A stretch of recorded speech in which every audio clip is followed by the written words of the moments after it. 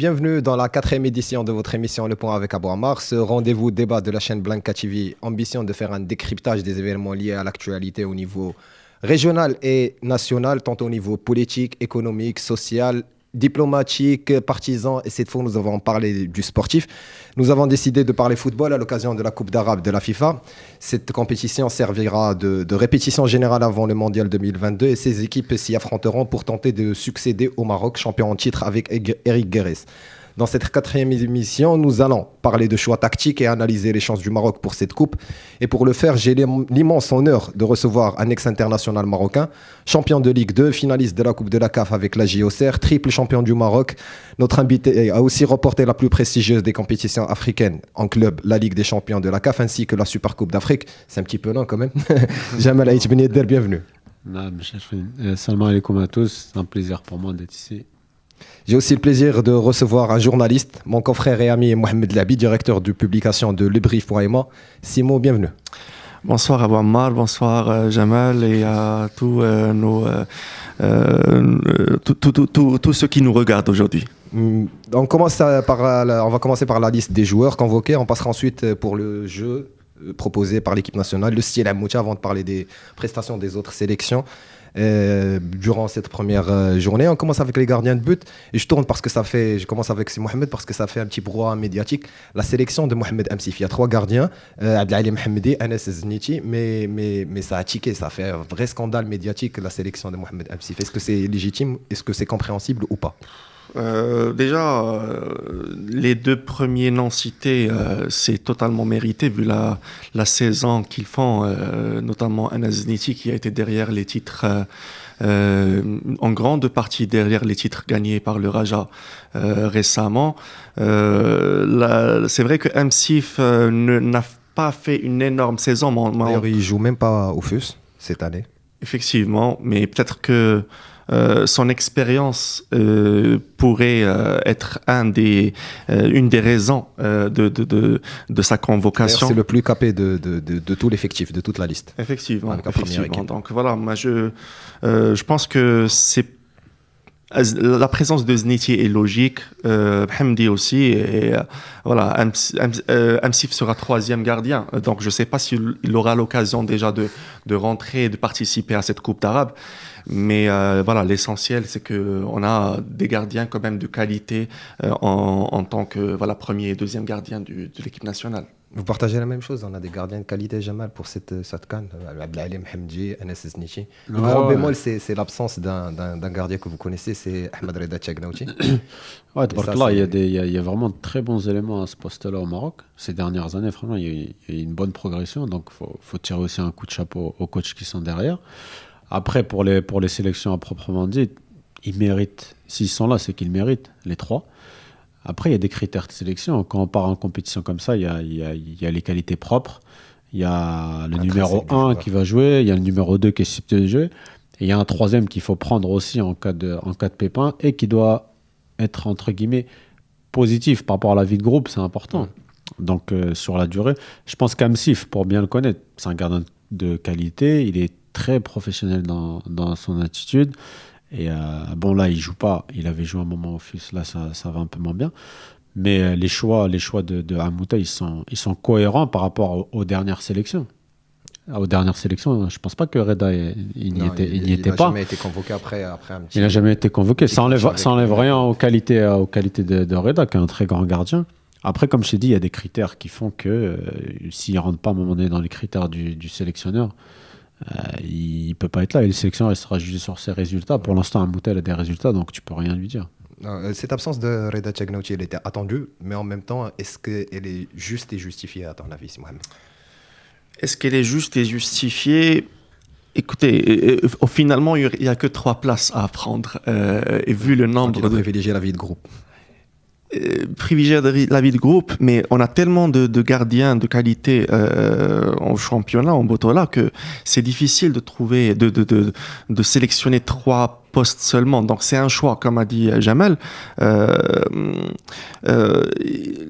coach est jugé sur ses choix et tant que ça va bien, tant que ça marche, on pourrait pas critiquer vraiment le choix de Hossein Ammouta.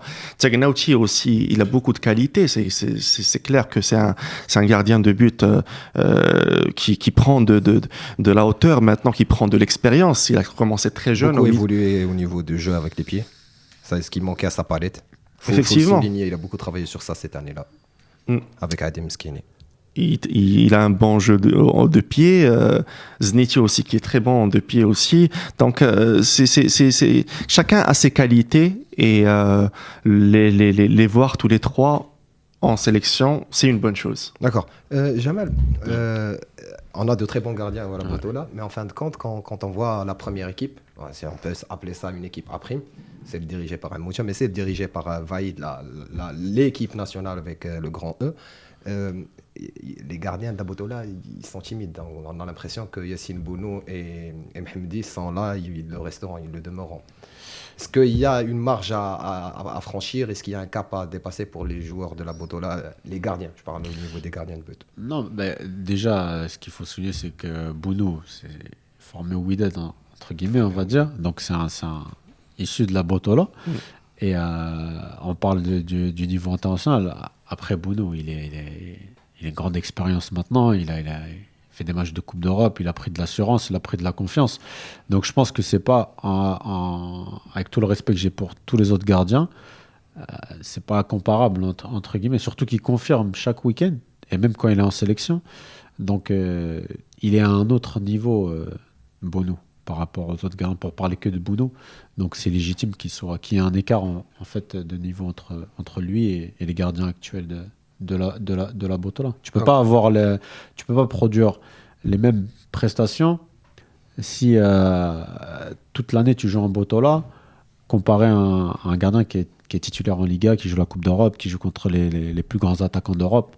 Tu vois, tu progresses plus vite. Donc même la rivalité où on parlait à un moment donné, ça c'était en balance entre lui et Mehmedi qui joue actuellement en Turquie. Donc pour toi, le choix il est tranché, définitif. Bounou, il a vraiment franchi un cap. Il a fait des très grosses prestations. Non, il est clairement le numéro 1. D'accord. Partagez la même chose. Bounou indétrônable pour les A. Pour le moment.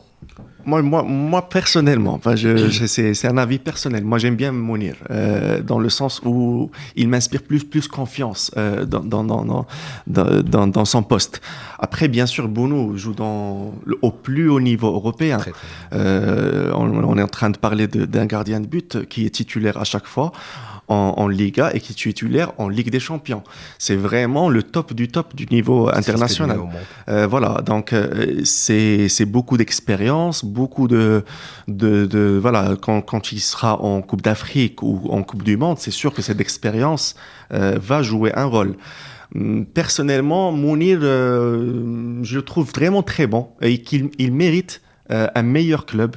Il n'a pas eu cette chance d'évoluer dans un club top mondial, mais il a beaucoup de qualité, ce gardien, et je pense qu'il restera peut-être longtemps en tant que deuxième gardien, mais c'est sûr que il a beaucoup de choses à faire valoir aussi en tant que gardien de but.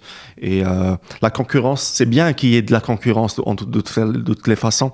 C'est bien qu'il y ait de la concurrence parce que ça ne peut que faire avancer un gardien de but ou un joueur quelconque vers pour atteindre un meilleur stade. D'accord. On passe au cœur du jeu, les joueurs de champ. On commence avec les latéraux. On a Amiloud, on a Hamza Moussaoui de Berkane, Mohamed Chibi de Jish et Mohamed Nahiri du Raja de Casablanca. Alors, déjà 3 droitiers déjà on a 2 droitiers, Mohamed Chibi et Amiloud à droite. Et à gauche, c'est normalement Moussaoui et Nahiri. C'est ce qui se fait de mieux à la Botola. Partagez. Vous êtes d'accord pour ce choix-là? Oui, je suis d'accord avec Ammouta. Et puis, c'est des joueurs qui sont habitués de la sélection. C'est des joueurs qui sont bons, qui ont de l'expérience. Moi, je la trouve assez homogène, hein, cette liste. Ouais, franchement, il y a des très bons joueurs. Et je les connais bien. Nahiri, je connais bien. Amiloud aussi, je connais très bien. Donc, non, moi, je pense qu'ils vont aller au bout. Hein. On va en parler tout à l'heure quand on parlera des chances du Maroc. Et dans le cœur de la défense, il y a Benoun, Marwan Sadan, Soufiane Bouftini et Ashraf Dari. Très logique comme sélection, comme candidature. Je pense que cette défense est solide quand même, très solide, avec des latéraux rapides. On a vu hier Nahiri et Chibi qui ont débloqué le match à qui ont débloqué le match, ils ont beaucoup de qualité. On a vu Nahiri avec ses tirs, ses débordements, sa vitesse. Chibi aussi qui est très rapide. Très belle passe sur le but de Hafidi. Très belle passe aussi sur le but de Hafidi. Donc je pense qu'il n'y a pas de souci à se faire de ce côté-là. Après, voilà, les résultats, c'est beaucoup de choses aussi. C'est pas que les joueurs, c'est tout l'esprit. Il y a beaucoup de choses qui rentrent en jeu pour avoir un résultat final convaincant et voilà, qui fait les affaires de tous. Moi, mon petit bémol, c'est que je veux le dire franchement, c'est que cette défense, je la trouve un petit peu plus vieillissante. Moi, surtout quand on parle de Benoun et de Marwan Sadan à l'axe de la défense, et puis Nahiri qui commence à... Voilà, ils ont tous dépassé le cap de la trentaine. J'aurais plus voulu que ce soit un petit jeune comme Ashraf Dari, ou bien vous ne pensez pas que le choix... Déjà, on ne sait pas s'il est définitif, mais de mettre et Benoun et Marwan Sadan, j'aurais préféré que ce soit Bouftini qui est moins âgé, 26 ans à peine, ou Ashraf Dari qui en a seulement 23. Vous ne pensez pas que cet aspect-là de l'âge n'est-il pas important? Oui et non, après ça dépend. On privilégie l'efficacité. Ouais, ça dépend de ce que le coach attend réellement de sa défense. Peut-être qu'il a plus de satisfaction avec Benoun mais là, quand tu prends Dari, il a énormément de qualité. Tu prends Bouftini, pareil. Mais sur le moment, pour cette compète, peut-être qu'Amoutel a des besoins spécifiques, il attend des choses spécifiques de sa défense et qu'il préfère ces joueurs-là. Après, tu soulignes bien qu'ils sont jeunes, donc alhamdoulilah, ça veut dire qu'il y a de l'avenir pour cette sélection et pour la sélection A. Mais moi, comme je t'ai dit, Est-ce qu'il y a parmi ces noms que je viens de citer, quelqu'un qui mérite d'être parmi les A? Au vu de son potentiel, de sa marge de progression, je pense à Dari. Tu vois, Dari, c'est le profil. Dans son profil, c'est le meilleur en Botola, pour moi. Donc, c'est un joueur que tu dois mettre dans les meilleures conditions. Et le mettre dans les meilleures conditions, c'est le préparer à l'avenir en A. Être un potentiel titulaire, c'est ce qu'on veut tous pour lui. Après, s'en rapprocher, voilà, être au contact du groupe, ouais, c'est un joueur qui doit être dans le groupe, Dari. Ouais. Oui, la même chose. Oui, du même avis. Ashraf Dari, énormément de qualité, très fort dans les balles aériennes, très solide défensivement. Après, il y a beaucoup de concurrence, tu sais. Même mon équipe. C'est pour ça, moi, je croyais qu'il allait être titulaire au niveau de l'équipe A'. Comme ça va l'aider enfin, quand il remontera vers l'équipe A, ça sera juste un passage de témoin. Mais tu sais, on a joué qu'un seul match pour le moment en Coupe arabe. On sait pas ce que. Généralement, on ne change pas les défenses. Généralement. Après, ça dépend, après on ne veut pas de pépins pour n'importe qui. Ça dépend. Donc voilà, ça dépend de beaucoup de choses. Et comme j'ai dit tout à l'heure, ce sont tous des joueurs qui ont des qualités, beaucoup de qualités. Et puis voilà, on verra par la suite. Ce que ça va donner. Badr Banoun est aussi très bon dans la relance. Très très bon dans la relance. Marwan Sadan aussi. Sadan qui est très bon de la relance. Donc, qui était plus milieu de terrain avant de devenir défenseur central. Il était milieu de terrain au FUS. Numéro 6, une sentinelle. Et avec l'âge, il recule. Il recule un petit peu, mais il est bien aussi dans son rôle. Hein. Ouais. On passe dans la deuxième ligne. Donc, milieu de terrain, Walid El Karti, Driss Ftouhi, Yahya Jebran, Ayman Hassouni, Abdelah Hafidi et Mohamed Ali Bamammar. Il n'y a que des techniciens. Hein. Que des techniciens, je parle à celui qui ouais, il y a beaucoup de bons joueurs. Après, mais voilà, le sens de ma question, c'est des joueurs balle au pied, ils sont forts. Mais est-ce qu'il ne manque pas un vrai casseur comme à l'ancienne, celui qui casse les actions dans ce poste-là de valière absolue, le seul qui peut jouer dans ce poste-là, c'est Mohamed Ali Bamammar, parce que Jebran il est plus quartier, mais là pour récupérer le ballon et aller à la castagne. Non, parce que par rapport aux qualités du, on l'a vu par rapport au match contre la Palestine, par rapport aux qualités du du Maroc, tu auras plus le ballon que tu vas défendre. Tu vois? Donc, tu mets un Gebran en sentinelle, il récupérera assez de ballons par anticipation plutôt qu'en duel. Et tu auras plus de maîtrise technique au milieu. C'est ce qu'il privilégie à Mouta. Donc, non, c'est logique d'avoir ce type de joueur. Dans cette liste-là, le milieu de terrain qui a évolué hier, à savoir Gebran avec Karchi et Hafidi, je pense qu'ils seront titulaires jusqu'au bout de la compétition. Je pense, ouais, ils sont très complémentaires. Tu as Gebran qui fait ce rôle de sentinelle, qui est là pour la première passe. Tu as Karchi qui se projette. Tu as Hafidi qui se place bien entre les lignes et qui est efficace. Il a marqué. Donc, non, c'est un très bon milieu de terrain. Moi, j'aime beaucoup. Même chose, on est d'accord. On est d'accord dans le sens où Gebran, c'est quelqu'un qui a beaucoup de qualité et qui est devenu de plus en plus agressif dans le jeu. Je l'ai remarqué hier aussi. Recommandation de Vaïd. Recommandation de Vaïd, a priori. Voilà, c'est quelqu'un qui a beaucoup de qualité, vraiment. Passe courte, passe longue. Un milieu défensif, ça lui va très bien. Et puis devant, énormément de qualité avec Hafidi. On a vu hier sa qualité de passe et sa vision de jeu. C'est un joueur très très important. C'est le métronome de l'équipe du milieu de terrain de l'équipe du Maroc. C'est pas le quartier? Non, enfin, c'est deux styles différents, mais Hafidi, il a quelque chose de... Je sais pas si Jamel partage mon avis. Hafidi, c'est plus le 10. On va en parler. Ouais, Hafidi, on va dire, il est plus fin. Voilà. Dans le jeu, on appelle ça, il joue aussi la carotte, il est malin, tu vois, pour une équipe adverse, c'est quelqu'un que tu dois toujours surveiller. C'est comme le lait sur le feu, Hafidi, tu le laisses, il part, bam, but, et Karchi est plus dans le rôle de box-to-box. Karchi, il a beaucoup plus de volume. Hafidi, c'est pas lui que tu vas voir défendre devant les 18, tu vois, faire l'aller-retour. Karchi, il a ce volume-là, donc ils sont complémentaires, je suis entièrement d'accord.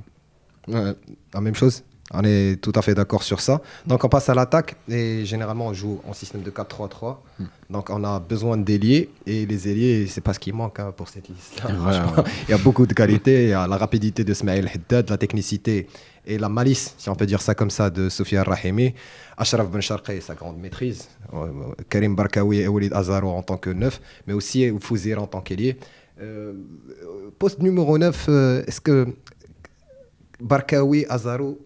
En première mi-temps, c'était Barkaoui qui a commencé, qui a raté beaucoup d'occasions, il faut le souligner aussi, parce qu'ils se sont créés beaucoup d'occasions en première mi-temps. Entre Azaro et Barkaoui, ça va se décider comment? C'est deux bons joueurs. Après, moi, Barkaoui, je le préfère à deux. Je le préfère tourner autour d'un attaquant plutôt que seul. Azaro, il est pas mal dans ce rôle-là. C'est deux très bons joueurs. Après, ça va dépendre quel ailier tu mets avec eux. Mais quand on a des joueurs aussi rapides que Smaïl Haddad sur un côté, Ben Sharqi, c'est plus dans la construction, c'est plus un milieu offensif sur le côté qu'un ailier pur sang. Et alors que le Haddad, voilà, avec ce profil-là, est-ce que ça convient plus à un Azaro que avec ces joueurs-là rapides, avec leur qualité de centre, il faut être présent dans les 18.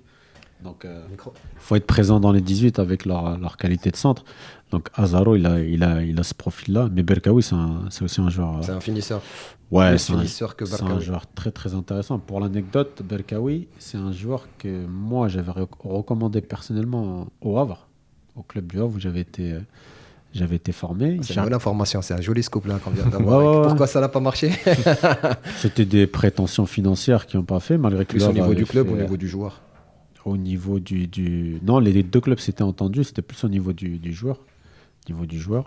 Et après, il avait fait le choix d'aller en Arabie Saoudite. Mais réellement, beaucoup de clubs étaient intéressés en Europe par son profil. Et moi, il m'avait vraiment séduit. On m'avait demandé quel est pour toi un des meilleurs attaquants d'avenir. J'ai coché Barkaoui directement. Alors qu'à l'époque, il y avait Haddad aussi qui était toujours champion. Exact. Mais Barkaoui, il avait un profil franchement avec une grosse marge de progression. Après, il a fait le choix d'aller en Arabie. Alhamdoulilah pour lui, c'est bien. Mais moi, je lui avais dit, il avait le profil pour faire quelque chose en Europe. Vraiment? Ouais, vraiment, bien sûr. Super. Et sur ce côté-là, moi, il y a un petit bémol que je voudrais juste souligner. Est-ce que vraiment Ounajm méritait d'y être? Mais malheureusement, il ne joue pas avec son club Zamalek à cause un petit problème, il ne peut pas être inscrit sur la liste, donc ils ne peuvent pas le faire évoluer parce qu'ils sont stoppés par la fédération égyptienne, donc ils ne peuvent pas l'inscrire. Donc ça va faire plutôt 6 mois qu'il n'a pas foulé de terrain, donc depuis qu'il a quitté l'OA, qu'il n'a plus rejoué. Est-ce que sa place, est-ce que voilà, En fait, c'est vrai qu'avec les standards de Moutia, dans sa logique, voilà, celui qui joue, je le convoque. Mais quand on convoque un MSIF, est-ce qu'on n'aurait pas pu convoquer un Ounajem? Je dis ça, je dis rien. Non, c'est avec tout le respect que j'ai pour toi, c'est pas comparable. Ounajem, les qualités qu'il a de vitesse, de percussion, de changement de rythme, il doit être au top de sa forme pour faire la différence. Sinon, tu le sélectionnes là comme ça.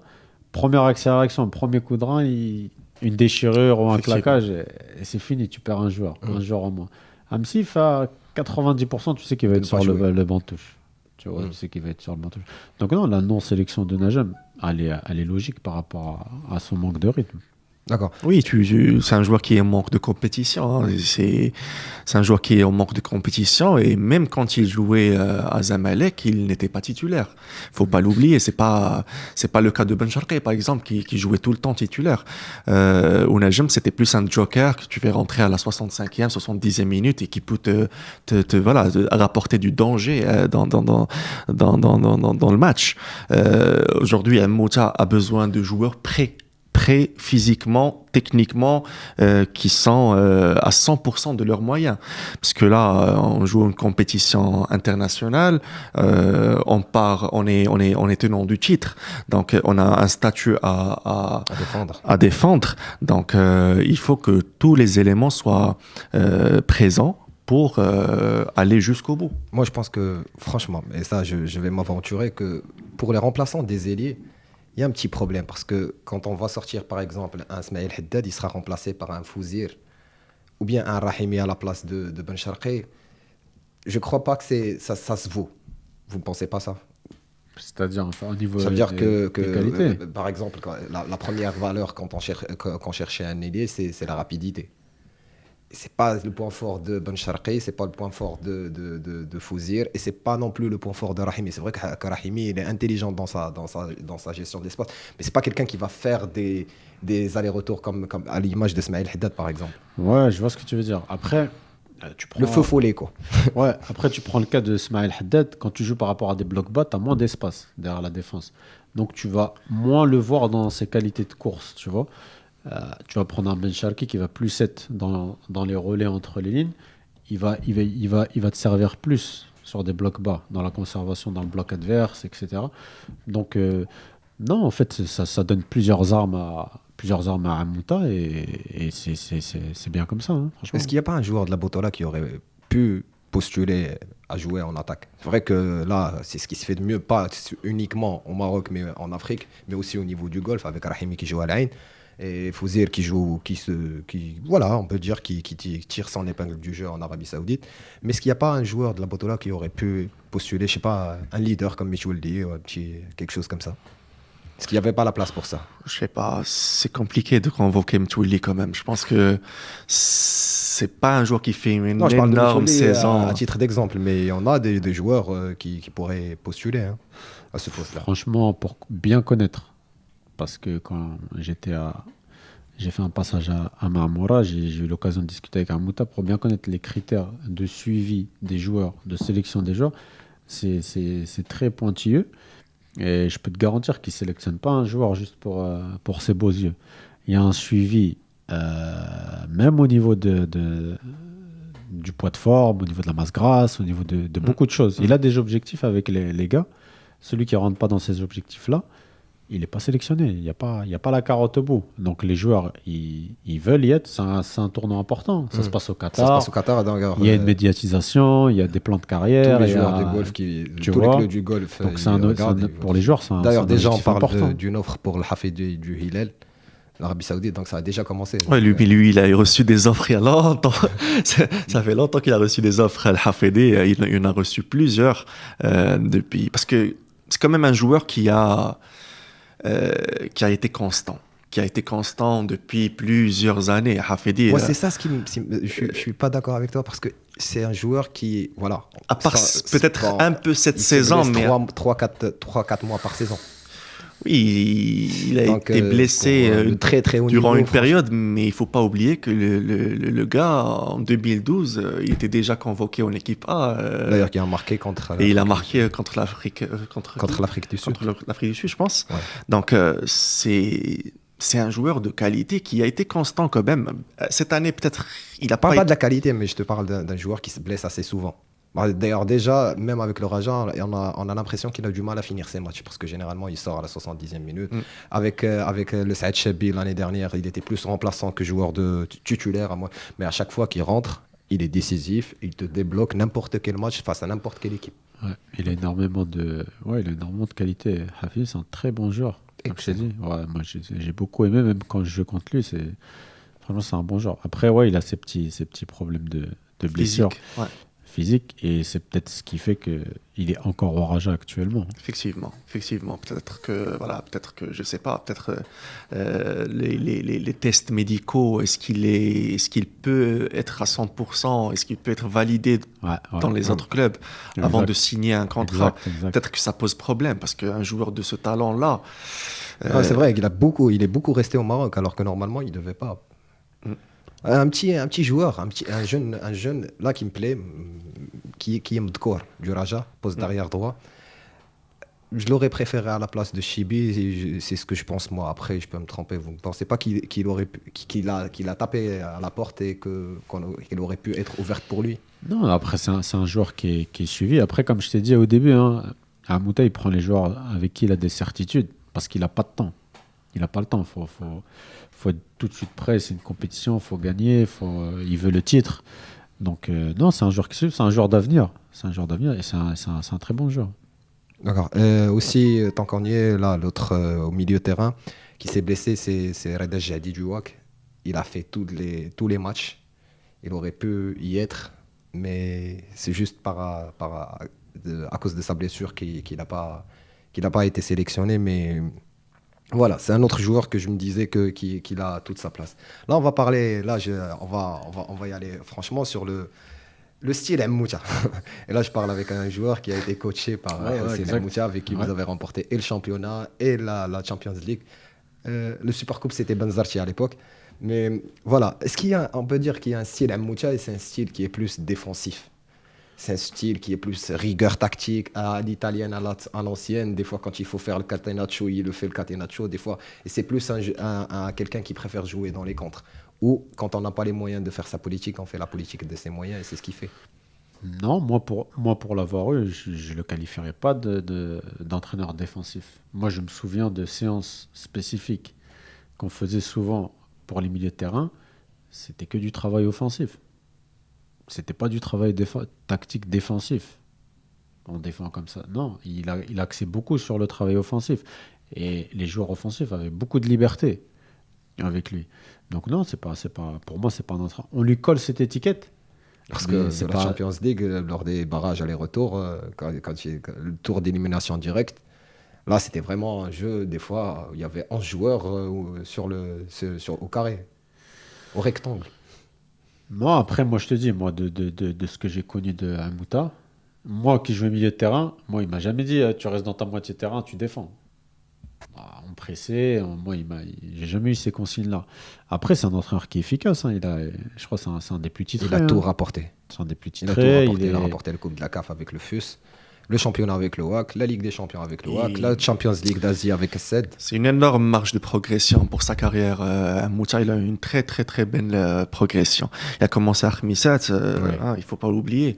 Et il s'est retrouvé... Khmissat, c'était classé 4e à l'époque, avec juste Fatihi comme seul joueur qui sortait du lot. Et gagner la Coupe de la CAF avec le FUS. Belhamri aussi.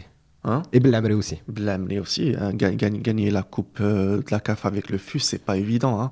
Et voilà. Et après, c'est le seul entraîneur marocain qui gagne un titre de Ligue des Champions. Ça aussi, ça mérite du respect. Et la CHAN aussi, on a oublié. La CHAN aussi. Exactement. et la CHAN, et il a entraîné au Qatar, il a entraîné un certain Xavi Hernandez qui a une carrière énorme. Donc c'est vraiment quelqu'un voilà, qui a pris de l'ampleur dans son poste de coach. Donc ça mérite le respect, et aujourd'hui, le voir ici n'est que c'est une normalité en quelque sorte. Après son style de jeu, moi je dis, un coach il s'adapte selon ses joueurs, selon ce qu'il a dans son effectif. Le plus important, c'est le résultat final. Aujourd'hui, toutes les compétitions qu'il a disputées, il les a gagnées. Ouais, donc, je pense pas qu'on pourrait critiquer un peu le personnage ou bien le coach. C'est une référence. Actuellement, il faut dire les choses comme elles sont. Hamouta, à son niveau, c'est une référence. C'est un des meilleurs entraîneurs marocains actuels. D'ailleurs, vous me disiez hors antenne qu'il est tout le temps en perpétuelle formation. Oui, et ce qu'il faut savoir, il est bilingue, voire trilingue. Il est comment dire, il est énormément qualifié. Il est passionné. Il se forme tout le temps.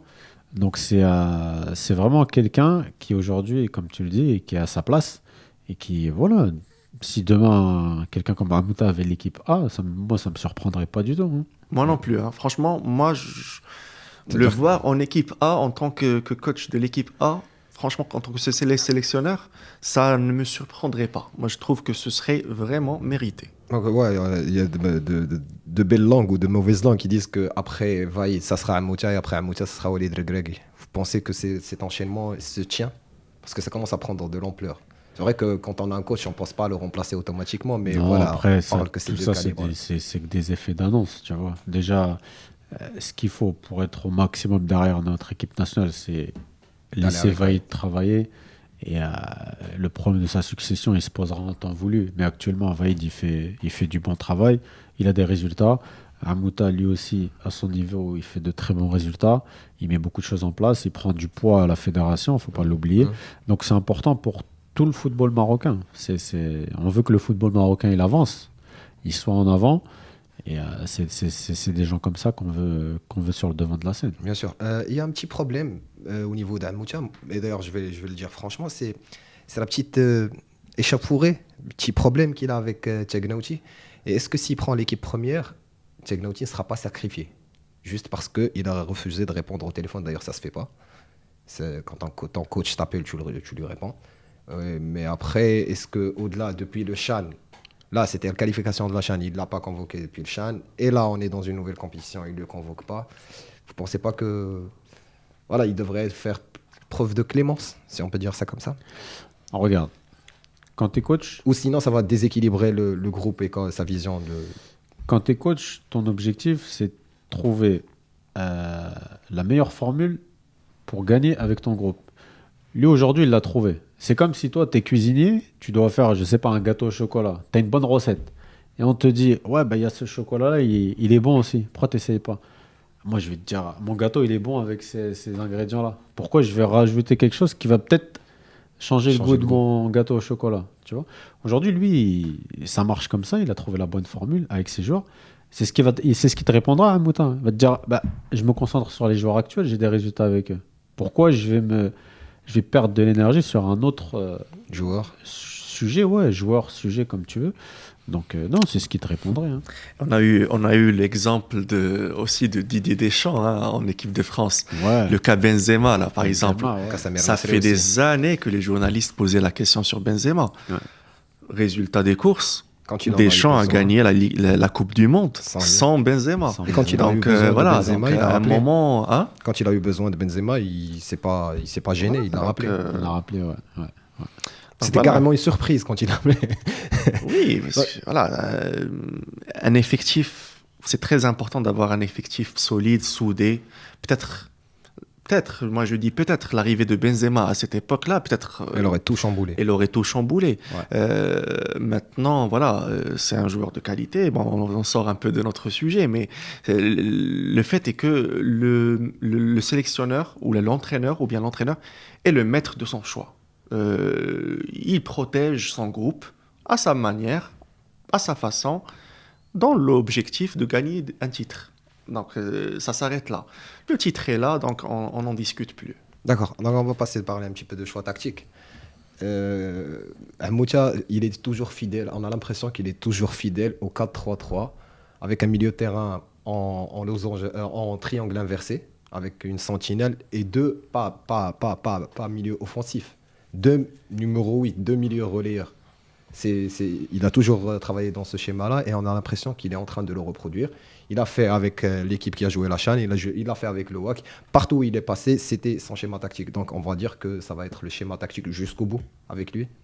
Oui, c'est un schéma qu'il maîtrise bien et il a les joueurs pour. Donc non, je vois pas pourquoi il change. C'est quoi les avantages et les inconvénients de ce schéma-là? C'est un expert que je demande. Ouais, non, t'as une stabilité défensive, t'occupes bien la largeur du terrain, t'as de la densité au milieu, il a des joueurs rapides sur les côtés, il attaque à 5, hein, il a les deux. Hafidi, tu prends par exemple sur l'équipe actuelle, t'as Hafidi Kerti qui se projette, t'as les deux ailiers, t'as Beltaoui Azaro, t'as les latéraux qui montent. Tu vois, donc aujourd'hui, quand tu me parles de style défensif à Mouta, sa compo, elle traduit pas ça. Tu vois ce que je veux dire? Donc, c'est comment tu animes ce système-là. Mais je trouve que ce 4-3-3, il est bien adapté. Et même sur l'aspect défensif, tu fermes rapidement les espaces, tu passes rapidement en 4-5-1. C'est vraiment un système flexible et performant. La même chose, on est d'accord que ça ne va pas évoluer. Système performant, solide défense. C'est vrai qu'en fin de match, après la rentrée de Bam Ammar, c'était plus et Jebran et Bam Ammar, et devant, il y avait Hafidi. En bon 10, en 10 classique. Effectivement. Le Hafidi 8, c'est pas son poste de prédilection. C'est pas son poste de prédilection, mais il ne faut pas oublier qu'à ce moment-là, on menait déjà 3-0, donc il pouvait se permettre de faire de la rotation et voilà, d'essayer quelque chose de nouveau, de voir ce que ça donne. Maintenant, il ne faut pas oublier qu'hier, voilà, on a quand même assez maîtrisé le match de bout en bout. L'adversaire n'était pas aussi menaçant. On a vu que Zneti était au repos pendant une bonne période du match. Donc après, il faut voir ce que ça donnera contre une équipe plus compétitive, plus solide. Mais je pense que le 4-3-3, c'est une formation qui a beaucoup d'avantages. Défensivement, c'est solide avec des latéraux qui vont vite, qui sont rapides. Donc, il y a moyen d'attaquer à 5 et le danger peut aussi venir de partout avec cette formation et le but aussi c'est de marquer plusieurs buts et avec cette formation vraiment avec les joueurs de qualité qu'il y a, il y a moyen de marquer les chiffres le maximum de buts. D'ailleurs les chiffres le disent, c'est 18 tirs dans 15 cadrés, donc c'est l'attaque la plus prolifique de la compétition. Je parle de niveau de tir intrinsèque. Là, on va parler des autres équipes et des autres matchs. Je crois que vous les avez vus. Déjà, il y avait eu un énorme débat, et c'est plus Simon du golf, la supériorité des équipes asiatiques aux équipes africaines. Je crois que c'est du mytho tout ça, parce que les chiffres et les résultats sont là. Au vu de la première journée, il n'y a que les équipes... Voilà, même pas africaines, nord-africaines qui terrassent tout le monde. Ouais, les équipes nord-africaines ont beaucoup progressé. Les championnats locaux sont de meilleure qualité. Mais après, on verra sur cette compète. La même chose. Vous pensez qu'il y a une supériorité des équipes africaines aux équipes asiatiques? Difficile à dire. En fait, par exemple, on parle des pays du Golfe. Par exemple, le Qatar, c'est un pays qui s'est beaucoup développé depuis quelques années. C'est un pays qui a quand même... 100% de joueurs de l'équipe A. 100% des joueurs évoluant de l'équipe A. Le Qatar joue avec son équipe A. Donc le but est d'aller la chercher. Mais après leur champion prestation... d'Asie aussi. Champion d'Asie. Ils ont fait des matchs à la Common Ball aussi. Ils ont joué aussi avec des équipes européennes, des qualifs des barrages de l'Euro. Franchement, ils ont bien préparé leur équipe. Mais là, vu le résultat d'hier, un petit 1-0, c'était pas du très, très, très, très grand jeu. Vous ne pensez pas? Parce que pour moi, l'équipe qui menace le plus, c'est plus le Qatar. que l'Arabie Saoudite qui joue avec les U23, avec les Olympiens, ou les Émirats Arabes Unis aussi, mais on n'a pas vu vraiment des équipes, disons-le clairement, ça va être soit le Qatar, soit les Émirats Arabes Unis dans cette disposition-là, qui ont convoqué 100% des joueurs. D'ailleurs, on va voir les chiffres tout à l'heure. 100% des joueurs, et malgré tout ça, on a du mal à imposer leur style de jeu et leur volonté. Vous ne croyez pas que ce débat, il est carrément tranché pour les équipes africaines? Tranché, oui et non. Après, comme tu disais si bien, il y a eu beaucoup de progression. Le Qatar a beaucoup progressé ces dernières années. Ils avaient l'objectif de présenter une équipe assez compétitive pour la Coupe du Monde. Voilà. Ils ont une bonne équipe. Après, c'est leur premier match, on va voir ensuite.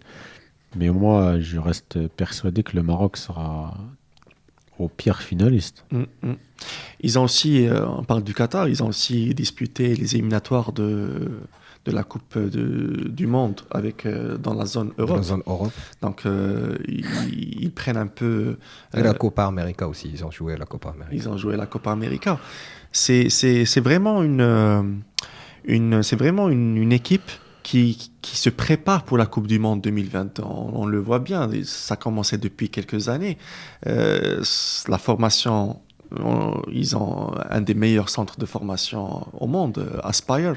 Donc, ils sont en train de construire une équipe pour la Coupe du Monde 2022. Maintenant, est-ce qu'ils peuvent arriver jusqu'en finale ?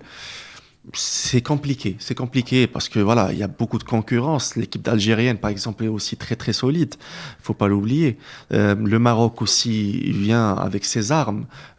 On est là, on est tenant du titre.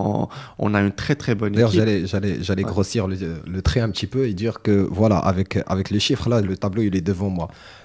On a la Palestine, le Qatar, les Émirats Arabes Unis, Oman, la Jordanie, et le Bahreïn.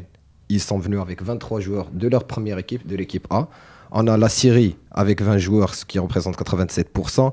Le Liban avec 19 joueurs. La Palestine avec 18 joueurs. L'Égypte avec 18 joueurs. L'Irak avec 18 joueurs. La Mauritanie avec 15. La Tunisie avec 13. L'Algérie avec 8 joueurs. L'Arabie Saoudite et le Maroc. Le Maroc arrive dernier. 3 joueurs seulement sont parmi les A. Et quand on parle des 3 joueurs, c'est Zniti et Achraf Ben Sharqi et Rahimi. Donc carrément, à eux trois, ils n'ont même pas disputé une mi-temps avec Vaïd. Est-ce que le football marocain ne dépasse pas, et de loin, le football arabe, si on peut dire ça comme ça, de la zone MENA? Je parle de la qualité des joueurs. Avec déjà ce qu'on a là, ces joueurs qui jouent au golf et au championnat africain, en plus du grand coffre-fort qu'on a, qui est les championnats européens, est-ce que vraiment on commence à les dépasser? Écoute, les chiffres parlent d'eux-mêmes. Il y a beaucoup de qualité dans le championnat marocain. Ça se traduit par les compètes intercontinentales qui ont été remportées. Mais là, comme je t'ai dit, moi, je reste persuadé que le Maroc doit et va la remporter, et ça validera tous tes chiffres. La même chose, on est d'accord qu'on commence à les dépasser, même avec une équipe A', on reste favori dans une compétition où l'Irak, les Émirats Arabes Unis, ils ne sont pas nés de la dernière pluie dans le monde footballistique. Ça va faire un travail de 20 ans ou même plus. Et on est favori avec une équipe A'. Donc si on avait convoqué l'équipe A, je crois que le débat serait plié. Je crois que même les autres équipes ne seraient pas venues. Ouais, mais c'est pas le cas. Et voilà, je pense que avec l'effectif actuel, le Maroc a toutes ses chances d'aller très très loin dans cette configuration, dans cette compétition. Et puis sans pour autant négliger. Attention, il ne faut pas sous-estimer une équipe, quel que soit son niveau. Sur 90 minutes, tout peut se produire. Ça reste un match de foot, et sur 90 minutes, tout peut se passer. Hein. Tu as une expulsion. On prend juste l'exemple du match Maroc-Palestine. Si Chibi avait pris son carton rouge, ça n'aurait pas été le même match. Effectivement, on aurait eu beaucoup plus de difficultés. Parce que voilà, c'était en fin de première mi-temps, c'était même pas en deuxième mi-temps, donc le score était à 1-0 à peine. ça aurait peut-être, ça aurait pu booster l'équipe palestinienne et la pousser à chercher l'égalisation. Voilà, donc sur un match de foot, tout peut arriver. Maintenant, je sais que Mouta est conscient de cela et qui va à chaque fois motiver ses joueurs pour donner le maximum d'eux-mêmes et de faire une très très bonne prestation et aller jusqu'au bout de cette compétition. C'est l'objectif souhaité. Hein. D'accord. Donc en gros, nous sommes favoris, comme dit Jamal. Au minimum, ça va être la finale. Inch'Allah. Inch'Allah. Mais qui va être deuxième, qui va être troisième, qui va être quatrième? Qui sont nos rivaux au vu de cette première journée? Il y a la Tunisie qui a remporté 5-1 son match contre Sultanate d'Oman. Et l'Algérie 4-0 contre le Soudan. Et le Maroc 4-0 contre la Palestine. Ça va se jouer en Nord-Afrique. Ça ne va pas être le championnat d'Arabe, mais le championnat de Nord-Afrique. Tu vois déjà que ces équipes-là, elles sont là pour prendre la compétition. Elles sont là pour remporter le titre. Et le score, quand tu mets 4-5 buts, c'est que voilà, les automatismes sont bien huilés. Donc, ouais, ça reste des potentiels vainqueurs aussi. Ça va pas être facile, mais le Maroc a vraiment toutes les qualités pour remporter cette compétition. Est-ce qu'on peut le dire, est-ce que ça va se jouer avec la Tunisie ou avec l'Algérie? Plus. L'Algérie qui joue, voilà, disons-le, avec des joueurs qui sont plus du A. Ils ont convoqué 8 joueurs de l'équipe A et ils jouent avec l'équipe A sous les ordres de Belmadi. Et là, ils jouent avec Bougra. Donc, c'est les mêmes 8. Ah, exact. Même un attaquant comme Bardet Boujnah. Non, ça va pas être facile. C'est 3 bonnes équipes. T'as la rivalité maghrébine. Donc, non. L'Algérie sera un gros rival. La Tunisie aussi avec 13 joueurs. Donc en gros, le 11 de départ sans Wahbi Khazri qui... C'est vrai que c'est le métronome, c'est lui qui fait jouer la Tunisie, mais après, sans lui, il se débrouille pas mal, 5-1. Ouais, moi j'ai eu l'occasion de regarder un peu le match de la Tunisie. Après, voilà, donc l'adversaire n'était pas au top niveau. D'ailleurs, c'est ça le sens de ma question, voilà. Parce que c'est pas les adversaires. Il faut pas se fier. Je pense qu'il ne faut pas se fier au score pour le moment parce que là, l'Algérie n'a fait qu'une bouchée du Soudan, alors que voilà, c'était 4-0, je pense, à la mi-temps. C'est pas, la compétition ne commence pas maintenant en fait pour ce genre de nations solides. Maintenant, voilà, si on arrive premier. L'Algérie aussi, on aura peut-être l'occasion de les avoir en demi-finale. En demi-finale, donc. Mais on aura potentiellement l'Égypte. L'Égypte en quart. En quart. Potentiellement. Si on est deuxième. Ou s'ils sont deuxième. De toute façon. D'ailleurs, qu'avez-vous pensé de la prestation de l'Égypte? Vous croyez qu'ils allaient terrasser le Liban, mais ça ne s'est pas reproduit concrètement. Non, après, il manque que Mohamed Salah et Néné pour la première équipe. D'ailleurs, ils ont toujours privilégié les joueurs locaux. Comme il le dit si bien, on va pas tirer de conclusion hâtive maintenant au bout de la première journée. Mais on voit que voilà, le Maroc, la Tunisie, l'Algérie ont bien démarré. Maintenant, l'Égypte, ça reste voilà, au fil de la compétition. Il faut se méfier de ces équipes-là. Beaucoup d'expérience, de la qualité. Donc, on verra, Inch'Allah. D'accord. C'est sûr qu'ils seront plus menaçants, ça c'est sûr. L'Algérie ou l'Égypte ou même la Tunisie, ce sont des équipes qui vont nous créer des problèmes. Ce sera plus intense en milieu de terrain, ce sera plus physique. On aura moins la possession de balles par rapport au premier match contre la Palestine où on a eu plus de 68% de possession de balles. Donc il y a un peu de comment dire, de physique qui va s'installer au milieu de terrain, de combat physique, et ce sera plus intense. Après, à Mouta de trouver les moyens de transpercer cette ligne défensive et cette ligne du milieu de terrain. Donc, tout reste jouable, en fait, dans un match de 90 minutes. Mais aujourd'hui, quand je vois l'effectif marocain, je me dis qu'ils ont les armes aujourd'hui pour lutter et pour gagner. C'est ce qui inspire confiance par rapport au prochain défi qu'attendent Mouta et ses joueurs. D'accord. Avant de conclure ce débat sur l'équipe A et la Coupe d'Arabe, en fait, si dans l'absolu, si on arrive en finale, vous allez revenir tous les deux? On va faire décortiquer là, avant la finale et après la finale. Avec plaisir. Avec grand plaisir. D'accord, on passe, on parle de l'équipe A un petit peu. Comment évaluez-vous, Jamal, le travail de Vaïd? Il a pris l'équipe nationale, c'était un fin d'un cycle, enfin de beaucoup de joueurs qui ont quitté, on va pas les citer. Mehdi Benatia, Karim Ahmadi, Mbarak Boussofa. C'est vrai qu'il a fait des choix forts dès le début.